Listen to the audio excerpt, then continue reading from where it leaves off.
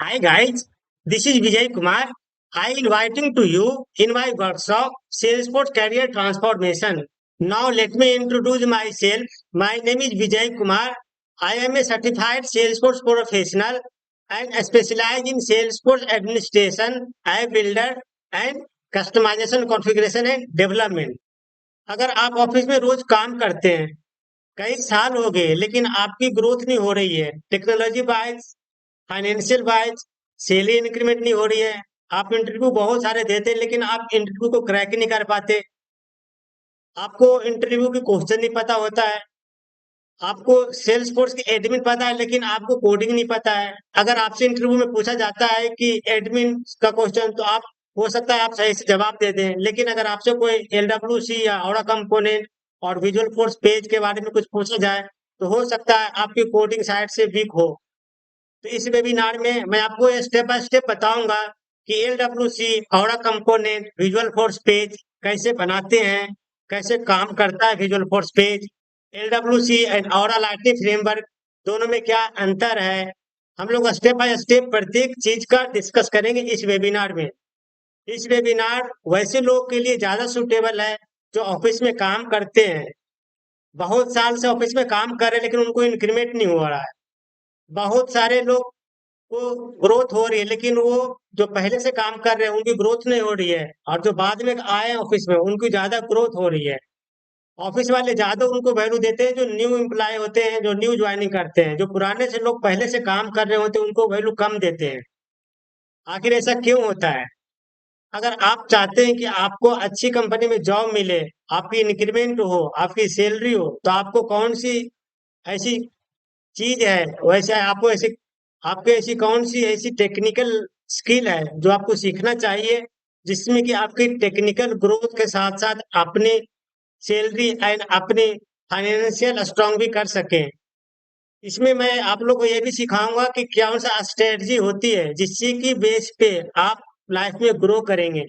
क्या हमें एक ही कंपनी में बहुत साल तक काम करना चाहिए या हमें time to time office change करते रहना चाहिए? क्या हमें एक बड़ा सा प्रोजेक्ट पे काम करना अच्छा होगा या छोटे छोटे प्रोजेक्ट पे मल्टीपल काम करना अच्छा होगा?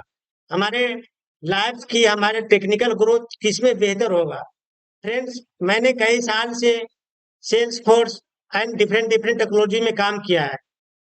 मैं अपने पीछे की एक्सपीरियंस से मैं आपको ये बता सकता हूँ कि क्या स्ट्रेटजी अपनाने से सैलरी बढ़ती है, क्या स्ट्रेटजी अपनाने से हमारी इंक्रीमेंट होती है, कौन सा स्ट्रेटजी अपनाने से हमें न्यू कंपनी में अच्छे हाई की सैलरी मिलती है।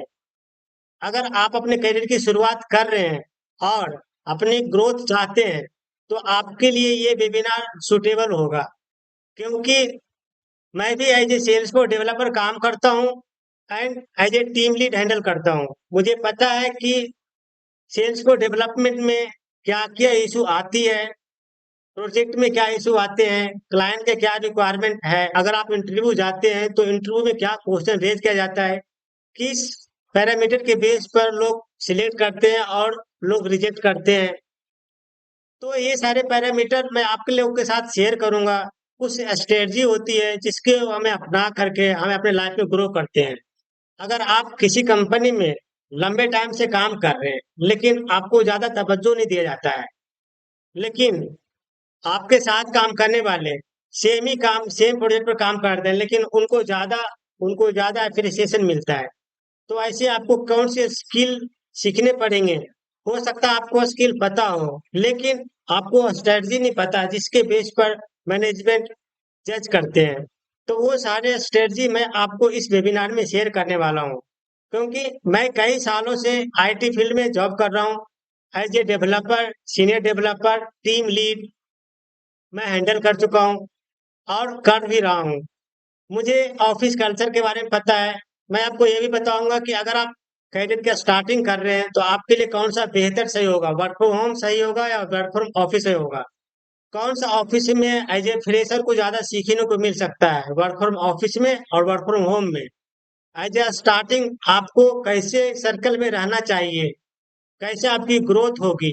ये बहुत सारे पैरामीटर्स होते हैं जिसको कि लाइफ पे ग्रोथ पाने के लिए हमें स्ट्रेटजी अपनाने पड़ते हैं। सो फ्रेंड्स, इस वेबिनार में बहुत सारे चीजें के बारे में डिस्कस करने हैं। Technical growth, salary growth, hike, increment, change the office. बहुत सारे ऐसी पैरामीटर्स होते हैं जिसको कि हमें जानने की जरूरत पड़ती है। आप किसी ऑफिस में काम करते हैं, आपका ऑफिस वाले कभी आपको प्रोजेक्ट्स के बाहर की चीज को कभी बताते नहीं है। अपने लाइफ में क्या आपको सीखना है, कैसे ग्रो करना है, आपको ऑफिस में सिर्फ इतना बताया जाता है कि इस प्रोजेक्ट को कम से कम टाइम में और अच्छे से कैसे डिलीवर किया जाए। ऑफिस के जो मैनेजर होते हैं, टीम लीड होते हैं, ऑफिस के जो ऑनर होते हैं, वो कभी आपके टेक्निकल ग्रोथ के बारे में कम बात करते हैं। आपकी सैलरी कैसी इंक्रीमेंट हो और आपकी ग्रोथ कैसे हो, आपको इंटरव्यू के क्वेश्चन में क्या क्या पूछा जाता है, कैसे तैयारी किया जाता है, आपके फ्रेंड सर्कल्स में कैसे बनाने चाहिए। Beyond of the office culture, मैं आपको ये गाइड करने वाला हूँ कि आप अपनी ग्रोथ कैसे करें। आप अपने ग्रोथ के साथ साथ अपनी सैलरी, अपने फाइनेंस, अपने फैमिली, अपने टाइम फ्रीडम को कैसे एंजॉय करें। So friends, now looking forward to see you in this webinar where we will be discuss all of the things about your career, about your financial growth, about your hike of salary, about your increment, and how to learn Aura component, LWC, Visual Force page, Lightning Flow Builder. What is difference between Aura component and LWC component? Why should write a Apex trigger? Why should write a Lightning Flow Builder? When we should write a Lightning Screen Flow? All of things we will be discussed in detail in this webinar. So now, looking forward to see you in this webinar. Thank you.